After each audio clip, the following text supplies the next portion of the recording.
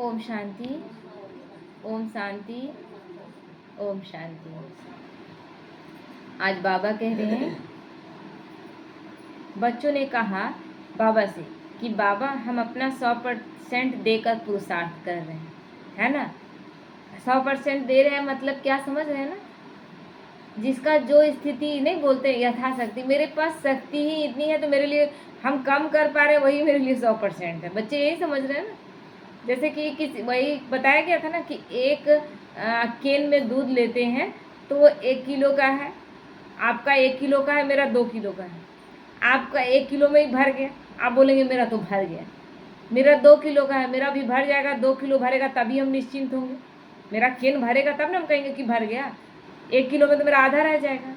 कहने का मतलब ये कि जिसकी जो स्थिति, जितना ले पाने की स्थिति, तो किसी का है ही उतना ही करने का, तो उतना ही को 100% समझेंगे। तो बाबा भी कह रहा है, तो बाबा ने बच्चों से कहा कि बाबा बच्चों को देख रहा है कि हर बच्चे का पुरुषार्थ पहले से बढ़ा है, सभी बच्चे कोशिश कर रहे हैं, लेकिन नंबरवार पुरुषार्थ अनुसार तो बाबा ने कहा ही है सब नहीं कर पाएंगे, क्योंकि 33 करोड़ देवी देवताओं का चयन हो रहा है। 33 करोड़, तो 33 करोड़ में सब एक जैसा होंगे तो सब तो राजा ही बन जाएंगे। लेकिन एक राजधानी स्थापन हो रही है, तो कोई राजा तो कोई प्रजा में भी होंगे, कोई होंगे ना, सब अपना स्थिति के अनुसार। कोई अमीर साहूकार होंगे, कोई बड़े बड़े दुकानदार होंगे, कोई दास दासी होंगे। कोई राजा के घर में दासी है तो उसका बहुत पावरफुल स्थिति है, कोई अमीर के घर में दासी है तो थोड़ा उसका कम है पावर। तो उसी तरह से तो जैसा कर रहे हैं वैसा प्रारब्ध पाएंगे। पहले तो बच्चों को योग में बैठना एक कार्य लगता था, तो पहले तो बच्चों को योग में बैठना एक कार्य लगता था कि इतनी देर योग लगाना है। जैसे हम लोग शुरू में क्योंकि साकार में पूजा किए हुए थे मंदिरों में, तो निराकार से बैठ के योग लगाना थोड़ा सा कठिन लग रहा था ना, और उस समय बैठना एक कार्य की तरह लगता था। अभी तो मन खींचता है कि कब बैठ जाए, या काम धंधा करते भी बाबा से बात करते रहते हैं। कोई बात आता है तो बाबा को तुरंत बताते हैं, करते हैं ना। तो अब स्थिति सहज हो गया। पहले लगता था एक कार्य की तरह, यानी मेहनत लगता था। अब जैसे जैसे भगवान से स्नेह बढ़ता गया, अब मेहनत लगता है, सहज लगता है।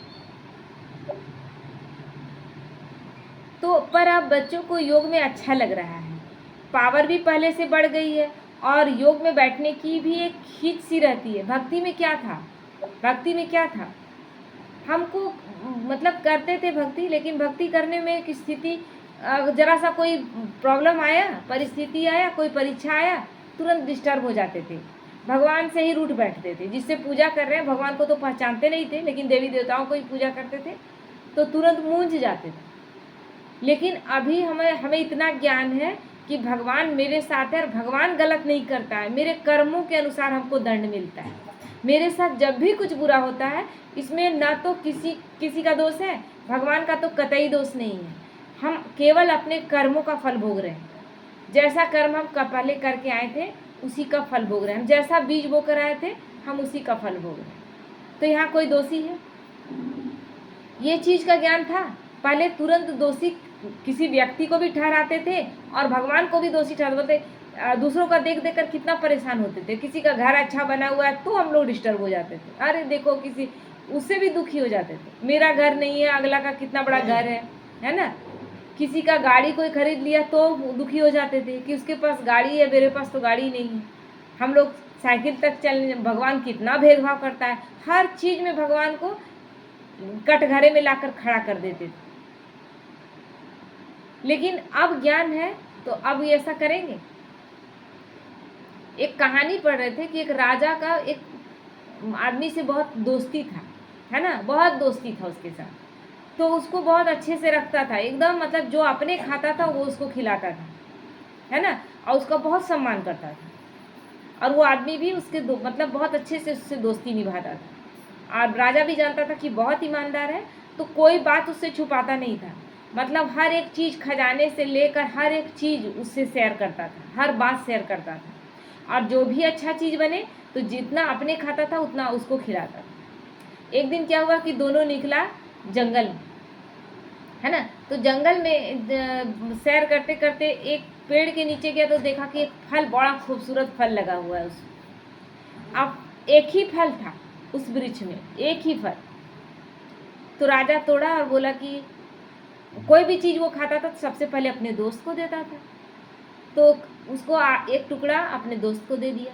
पहले दोस्त खाया, बोला बताओ कैसा लग रहा है। तो खा के बोला कि हमको सब दे दीजिए। तो बोला कि ऐसा तो कभी नहीं हुआ, ये तो ऐसा करता नहीं है, स्वार्थी भी नहीं है ऐसा कि हम इसको कहेंगे ऐसा क्यों कर रहा है। तो बोले नहीं। तो फिर उसमें से फिर और एक टुकड़ा और किया। अब बोला लो इतना खा, उसको भी खा गया। बोलो कि नहीं और हमको दीजिए, पूरा दे दीजिए। बोले एक ही फल है और तुम ऐसा तो कभी नहीं करते हो। तो फिर उसमें से भी आधा किया। तो बोला हमको थोड़ा सा चखने तो दो। लेकिन बोला नहीं, एकदम जिद पे अड़ गया कि हमको पूरा का पूरा फल दीजिए। अब राजा को शक हुआ कि इस पे तो हम ईमानदारी पे कोई शक तो इस पे कर ही नहीं सकते कि इसका ईमानदारी में कोई शक है।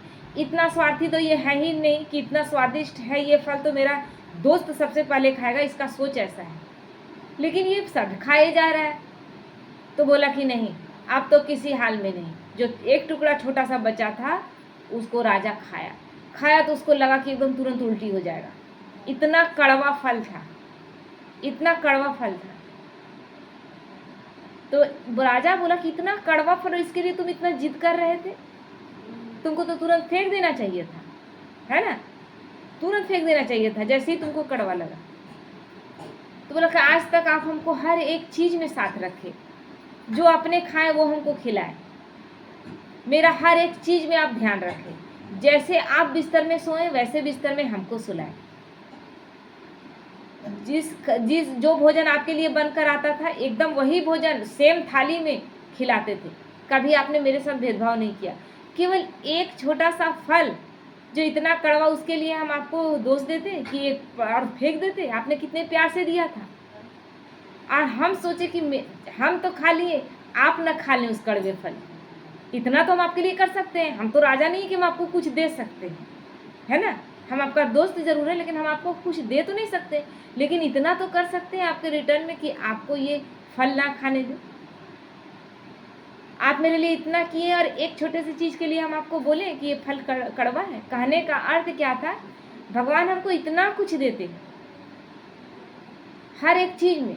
देखिए, एक परफेक्ट शरीर नहीं मिला है क्या हमें? परफेक्ट शरीर मिला है। ऐसा है कि एक हाथ नहीं है मेरा या एक आँख नहीं है।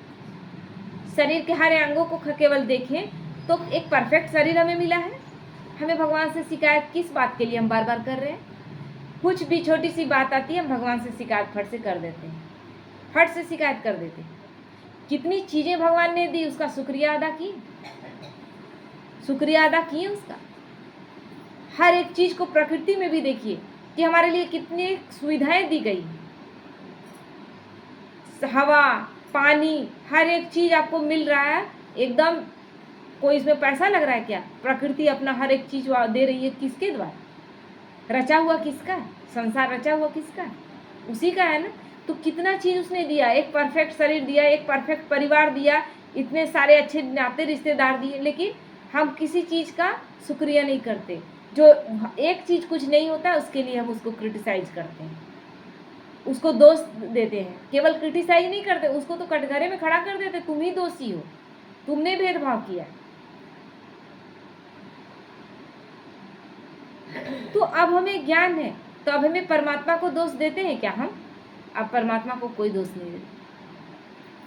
अब एक ही चीज़ जानते हैं कि हम अपने कर्मों की सजा भोग रहे हैं। वो हमारे कर्मों में इंटरफेयर नहीं करता था और हम कर्म ऐसा करते गए कि उसके रिटर्न में हमें सब कुछ मिल रहा है। तो इसीलिए बाबा कहते हैं बच्चों में समर्पण भाव भी पहले से बढ़ा है, परंतु अभी भी संपूर्ण रीति व्यर्थ मुक्त नहीं बने। पहले से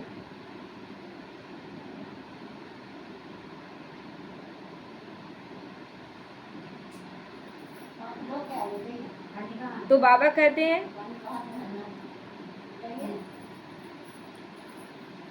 बाथरूम में,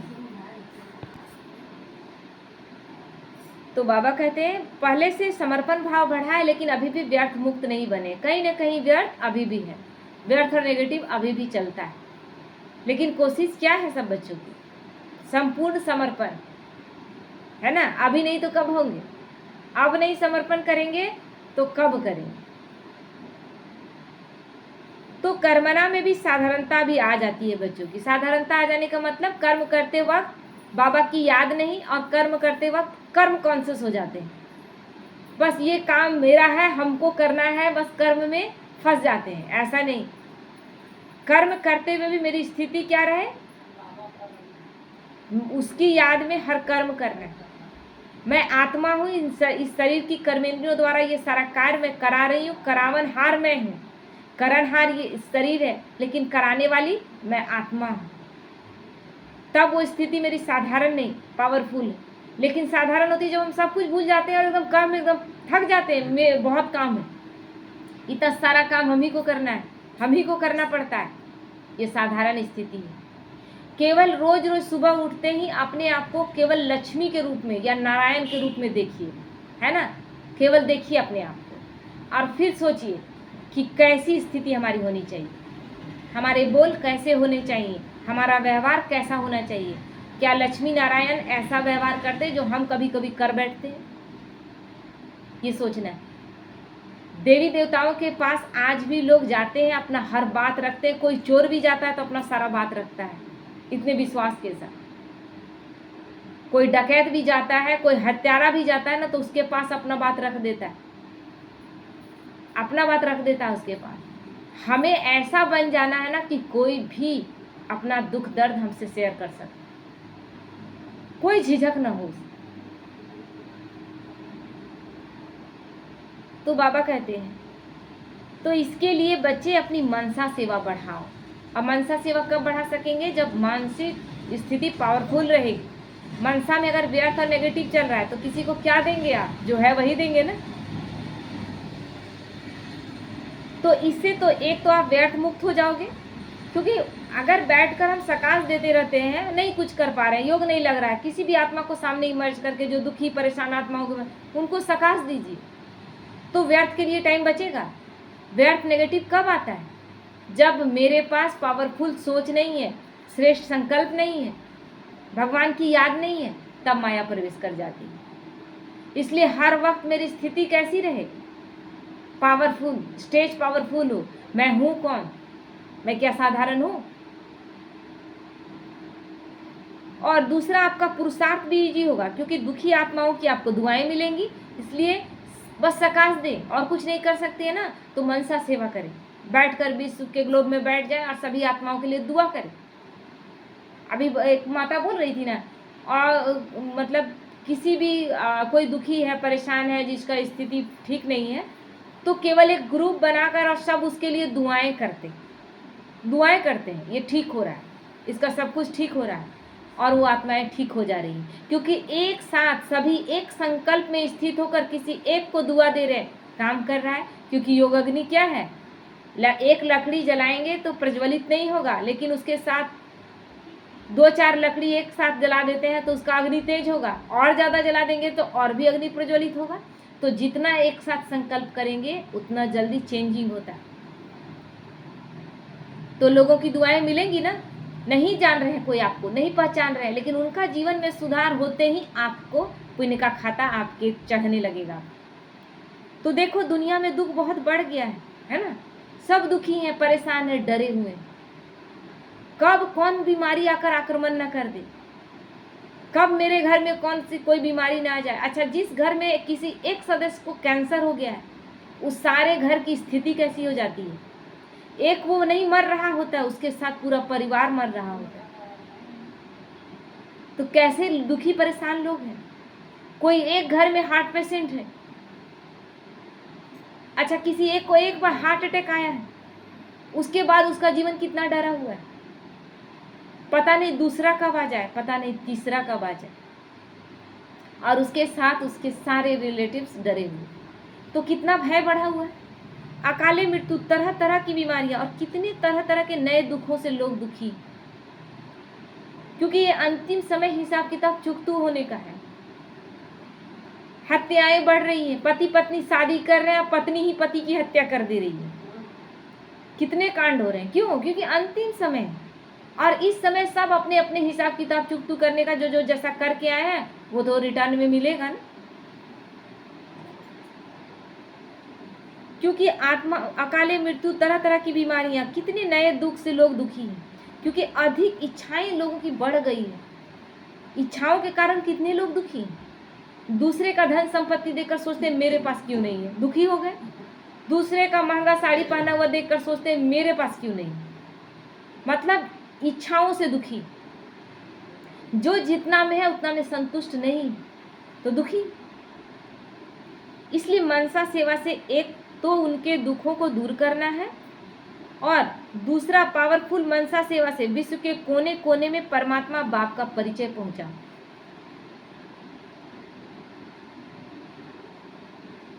तभी तो कोने कोने से आवाज आएगी। जिस भगवान को, खुदा को, गॉड फादर को हम ढूंढ रहे थे, वह ब्रह्मा कुमारियों का ही बाबा है, वही हमारा बाबा है। यही फिर प्रत्यक्षता का नगाड़ा बजेगा। अभी लोग नहीं समझ पा रहे हैं, अभी समझ ही नहीं पा रहे हैं। अभी गीता को उठा करके एक बार केवल गीता ज्ञान को सुन ले फिर से, क्योंकि गीता तो पढ़ते आए, घर में गीता रखते हैं, लेकिन गीता में जब भगवान कहते हैं कि जब मैं आता हूं तो मुझे कोई नहीं पहचानता, बस ये एक लाइन काफ़ी है। एक लाइन काफ़ी है अपने अंदर टटोलने का, कि भगवान कह रहे हैं कि जब मैं आता हूं तो करोड़ों में कोई एक मुझे पहचानता है, जबकि भक्ति में तो हम सबको पहचान कर बैठे हुए। फिर भगवान ने ऐसा क्यों कहा? सब देवी देवता को हम पहचान रहे हैं, भगवान को पहचान नहीं रहे हैं। इसलिए कहा गया कि भगवान आते हैं तो एक साधारण तन का आधार लेते हैं, इसलिए मूढ़मती लोग नहीं पहचानते। अभी भगवान आए हैं, लोग पहचान रहे हैं क्या? 89-90 सालों से ये कार्य चल रहा है, पहचाने हैं? अभी तक कितने लोग पहचाने? कितने लोगों, अभी तक कितने लोग वंचित हैं, नहीं जान पाए। देखो बच्चे, मनसा सेवा के लिए आपका मन शुभ भावना, शुभ कामना से भरपूर होना चाहिए। मनसा सेवा आप तब करेंगे जबकि आपके अंदर किसी के प्रति कोई अशुभ भावना नहीं, कोई नेगेटिव, कोई व्यर्थ नहीं। आपका एक कनेक्शन किससे हो? एक ही कनेक्शन शिव बाबा से, और कोई नहीं, कोई नहीं। क्योंकि बाबा बोलता है ना, किसी के गुणों से भी हमें प्रभावित नहीं हो जाना।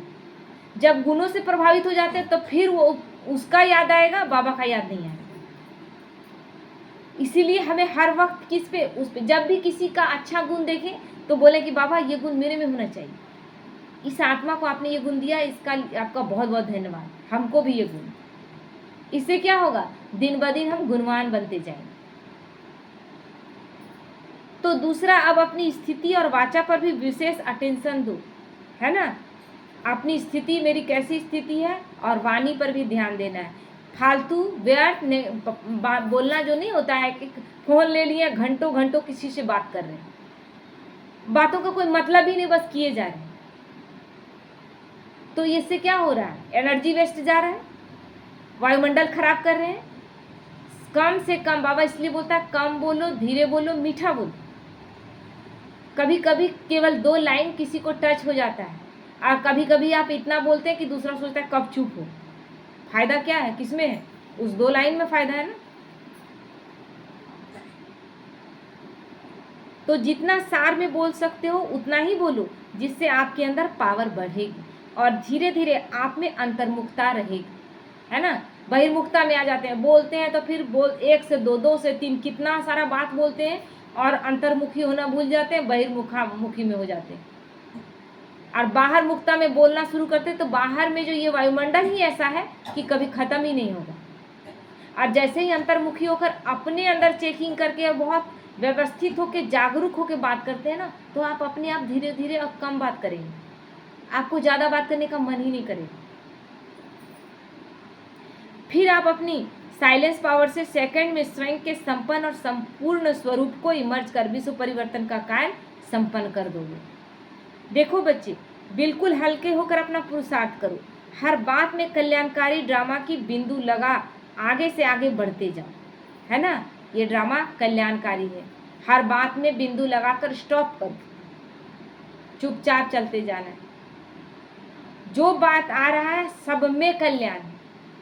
जब भगवान ने कह दिया कल्याण है तो है कल्याण, हर बात में कल्याण है। जिसमें अभी हमको अकल्याण दिख रहा है उसमें भी कल्याण छुपा हुआ है। जब इस निश्चय के साथ हम चलते हैं तो कभी बुरा हो सकता है क्या? बुरा होता भी नहीं है, भगवान बुरा करता भी नहीं है। जिसने उसका हाथ पकड़ लिया उसको वो मझधार में छोड़ेगा? कभी नहीं छोड़ता। इसलिए कभी नहीं बोले कि बाबा हम आपका हाथ पकड़ रहे हैं, हमेशा क्या कहें, बाबा आप मेरा हाथ पकड़िए, हम तो बेवकूफ़ हैं, हम तो कभी छोड़ भी देंगे। लेकिन बाप कभी नहीं छोड़ता। देखते हैं, बच्चे को मेले में लेकर जाइए, बच्चा सोचेगा कि सब हम समेट लें, बार बार हाथ छुड़ाएगा और इतना अंदर से मचलेगा ना, उसको लगेगा कि सारा मेला हम समेट लें। लेकिन माँ बाप छोड़ता है हाथ बच्चे का? क्योंकि माँ बाप जान रहा, समझदार है कि मेरा बच्चा इस मेले में भुला जाएगा। तो शिव बाबा हर पल आप बच्चों के साथ है। जितना आप बाप के प्यार में समा जाओगे उतना ही आपका पुरुषार्थ ईजी होता जाएगा, है ना। इसीलिए जब भगवान कह रहे हैं कि मैं साथ हूँ तो पुरुषार्थ करना भारी लगेगा क्या? बहुत ईजी है, क्योंकि वो साथ चल रहा है। कुछ नहीं समझ में आया, हमको नहीं जानना है, क्योंकि हम लोग तो वैसे भी संस्कृत के मंत्रों से थके हारे लोग हैं। अब उन सब चीज़ों में नहीं फंसना है कि बहुत कठिन कर लेना है। बहुत इजी है, हम अपने शब्दों में उसके पास बात रख दें, जो मेरे अंदर कमी कमजोरी, अपना हर बात उसके पास रख दें। नहीं कर पा रहे हैं बाबा, हमको करना है, तुम करा, हमको नहीं आ रहा, मेरे पास इतना बुद्धि नहीं है। ओम शांति।